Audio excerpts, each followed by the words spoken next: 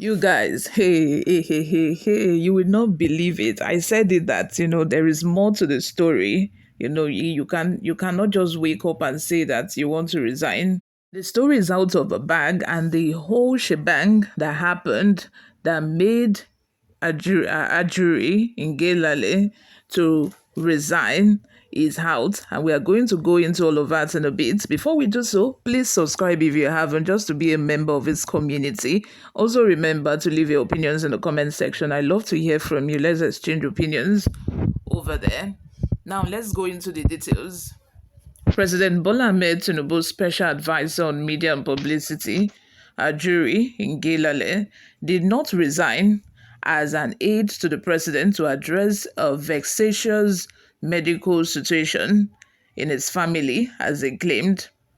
According to the Foundation of Investigative Journalism, FIJ, sources reveal that he was dismissed by the presidency but was given the opportunity to publicly resign after pleading for a softer exit.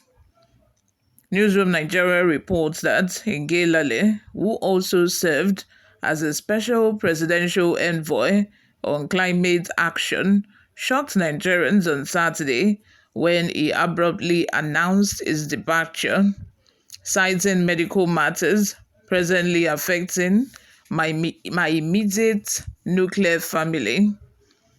He had said in a statement, "On Friday, I submitted a memo to the Chief of Staff to the President informing my office that I am proceeding on an indefinite leave of absence to formally deal with medical matters presently affecting my immediate and nuclear family.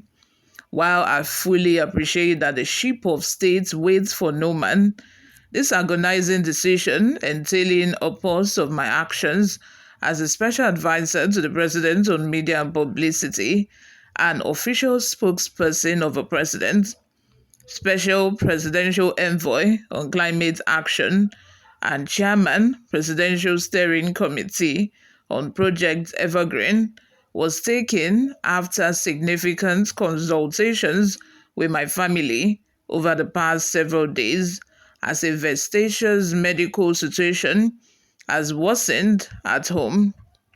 However, sources within the presidency reveal that FIJ that Ngelale's departure was not due to a family health crisis, but rather the accumulation of a power struggle with Bayo Onanuga, the special advisor on information and strategy. According to insiders, following the election of Bola Tinubu as president in 2023, Ngelale and Onanuga did not get along, largely because Ngelale, who had been appointed by President Muhammadu Buhari, pardon me guys, in 2019 as a senior special advisor on public matters, considered himself superior to Onanuga. Ngelale, 38, began his career with African Independent Television (AIT) in the 2000s, while Onanuga, 67, a former managing director of the news agency of Nigeria (NAN), started his career in the 1980s. Although Ngelale served as a special advisor on media and publicity, and Onanuga as special advisor on information and strategy, civil servants found their role very confusing. This is a disadvantage of having numerous roles, that are very similar. Because you want to reward people who supported you during campaign, you just put them in positions.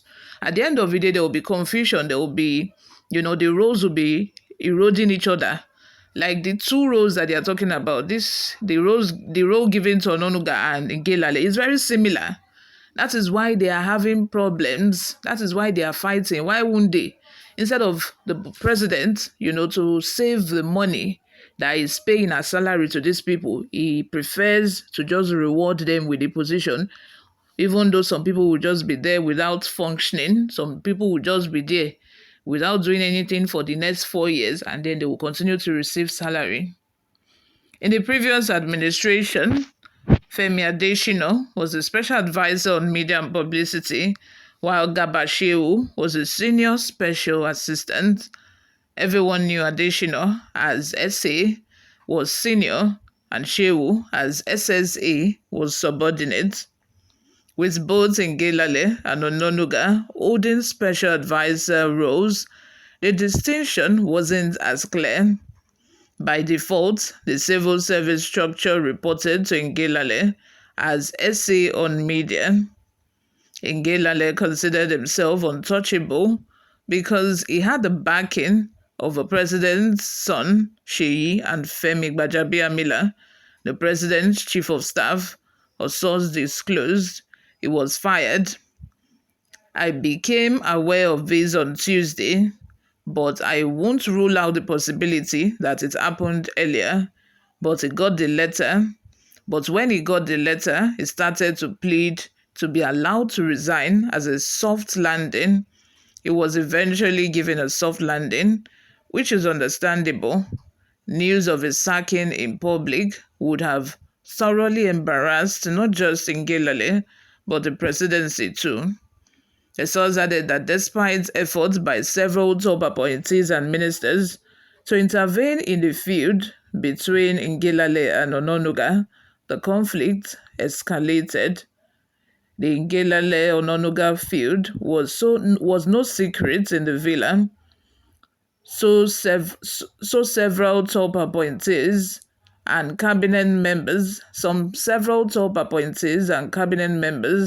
attempted to intervene at separate times, and while Onanuga was open to peace talks, Ngelale wasn't. The source continued.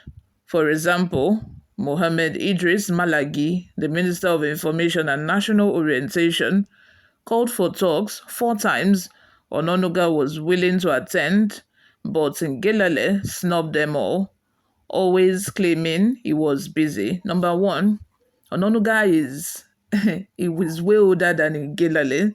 Number two, he has a wealth of experience that is even beyond the 38 years Ngelale has lived on earth. Onanuga has a wealth of experience that is even more than Ngelale's age.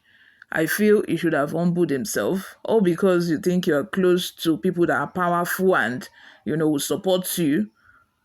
You kept misbehaving, thinking you're untouchable, but guess is very touchable since he's been fired now. Civil servants also noted that Onanuga, despite being appointed in October 2023, did not have his own office for months, while Ngelale had ensured his authority remained intact. One insider explained, when Onanuga was appointed, he had no office. He was squatting in Tunde Rahman's office.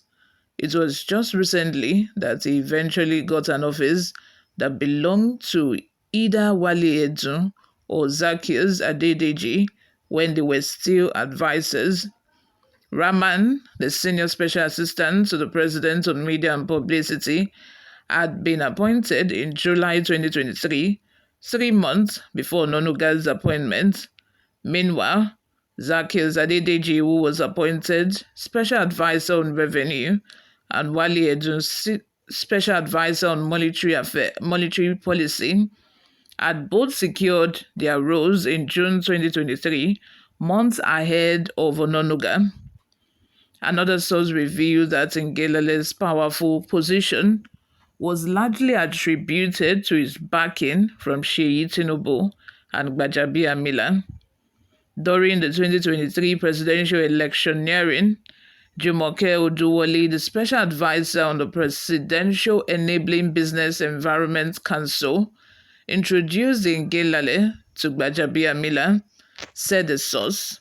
When Ngelale got there, he met Sheyi.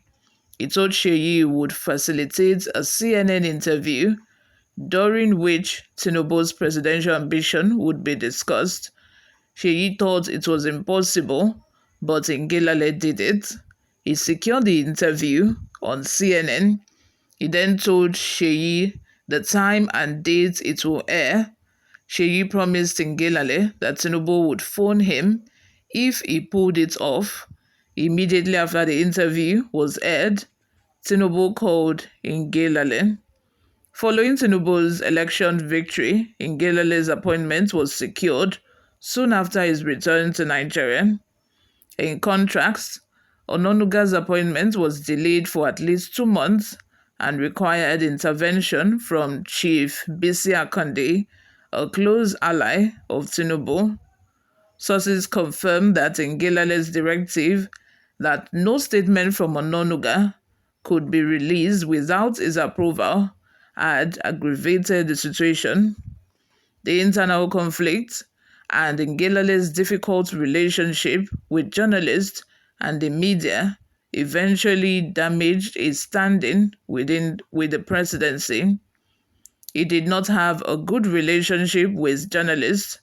Ask the reporters, ask the State House correspondents, and also ask editors.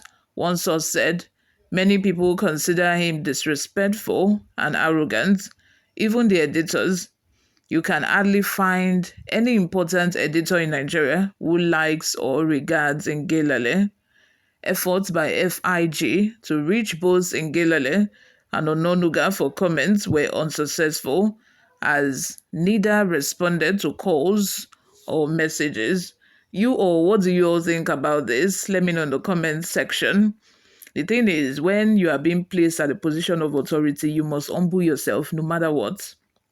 No matter what, you must humble yourself. Do not believe that you are very untouchable just because you know people in power, just because you feel that you know people that are going to be making that important decision whether to fire you or not. But look at where it got him. He's been fired, and that is it. Probably you will go back to NTA, or you go back to his family, whatever. You all have your thoughts in the comments section. Thank you very much for always listening and watching. I will see you in my next video. Bye for now.